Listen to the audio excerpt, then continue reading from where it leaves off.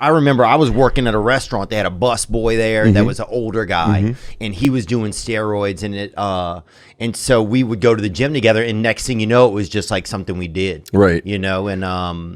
And he was older than me, this guy. So sometimes looking back, I wonder, would I have done it if it wasn't like an older person, if it had just been a buddy? I don't think too much on it, but sometimes I just like to look back at like, where was like the influence coming from? Or was the influence coming from inside of me, like wanting something different or wanting a different experience, wanting to like put anything into myself to replace something inside of me that was missing, you know? Yeah. Which is the story of our lives. Totally. Right. I mean, which later in life I could relate to. I'm chasing something that's already inside of me. Yeah. But I'm looking for external answers or external things to fill that void. Oh, but totally. Really the answer is inside of me. Right. Yeah. But it doesn't feel like it is because it feels like there's nothing inside of me. Once you get sober, clear-headed, and kind of can start reflecting on life as you get older, that's when, at least for me, my experience is I start to see, I was like the dog chasing my tail. Yeah. Looking for this, looking for that. And it's like the whole answer is like with me the whole time. Yeah. It's just like stop, take a look, slow down, breathe. And But the catalyst for the actual steroid taking was I couldn't bench 315 because that's 3 big plates on each side. Ooh, yeah. But I could do 295 for like 5 reps, but I couldn't do 315 for one. So it was like a psychological block. And I got on like some really light steroids. And like within 2 weeks, I was like at benching like 325. Damn. So I was like, oh, they definitely work. Well, we got on some Vietnamese shit one time. I don't even think it helped me lift. It helped me cook. It definitely helped me. Like I could run a dude. I'm not even joking.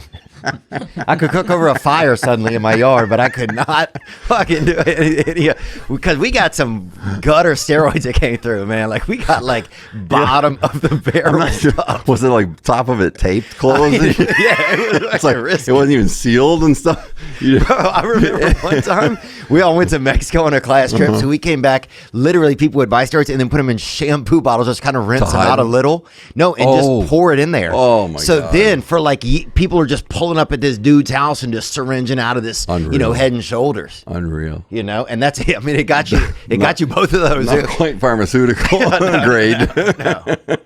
Holy smokes! But yeah, we had some of the cleanest muscles in town. Right? I will say that. Well, you're willing to go to any lengths, right? Oh, totally, man. That's the question. That it's like I really was. Yeah, and so was I, and I am today too in certain areas of my life. Yeah. But it was like I'm going to do whatever I got to do to be the best player I can be within the rules. Right. But steroids were breaking the rules. So those were within the rules of the time. No, they were breaking the rules. Oh, they were. Yeah, they were. So there was a day where I had to make a conscious decision. It's like I'm not going to sit here and lie to myself because I wasn't like hooked on painkillers. I wasn't drinking alcoholically or nothing like that at that time. I was like, is it worth it? And it was. And it was, yeah. I mean, looking back at everything, and you know what? It was worth it. And the least amount of that worth it is monetary. Even though it helped me make millions of dollars. Right. The greatest worth and value in that are the lessons learned in life from taking them. But at the time, you didn't know that, though. No. Right. But I had to make a conscious decision on, will I ever look back and regret and saying, like, what could I have been? You know what I'm saying? So I was like, I'm going to go to any lengths. Plus, and this is not to like, I'm not like blaming anybody, but the atmosphere was like, the end of the 70s it happened. So this was 1983, 84. So who won 4 championships in the NFL in the 70s? Steelers. Right? I thought it was maybe Packers. No, they had the Steelers, that's right. Remember, they won 2 in a row. Was that with Bradshaw? Yeah, and all those guys. And they're like, Jerry Olshansky was out there? I don't know him, but Webster and Steve Corson, all these old linemen, they were, all jacked up, right? And it was obvious. Yeah. And I was like, in my head, and my brother kind of felt the same way, was like the only road to the NFL is through steroids. Oh, interesting. Or at least it's a spoke in the wheel. Yeah. And especially I think as a white guy, you got to get on something, For what? I mean, you just got to get, if I'm a white guy, I'm getting on steroids to play anything. Listen, can you imagine if someone had a drug for that? Yeah. Oh, man. How rich they'd be? Oh, yeah. Is your penis bigger? Well, hell, we sell them half of our ads are that. So, yeah, they're trying. Give me some samples before you. I remember one thing that got me I remember about, and we haven't had anybody in here, I don't think that has ever done steroids that I knew of. So it's like, it's just, for me, it's interesting to talk about because we talk about it on the podcast sometimes over the years. And so I remember being in class one day, and some kid, there was a new kid in class, and he thought, I was going through the aisles picking up people's papers or something for the teacher. Right. And he thought I was the teacher's husband. And I think because I'd been doing, I was suddenly like stronger. I just looked stronger. Right. And, and I just, at that time, the thought that somebody would that I would be married to somebody that knew, first of all, that even knew mathematics as well as this lady did, like it almost just was flattering, like, holy shit, dude, you think that's my wife? That's pretty cool. I like the older women. Yeah, she drove here. You know what I'm saying? Like, this is a real lady over there. But I just remember that one moment that's like, I don't know. I just felt like people saw me. I just felt more confident. I felt stronger.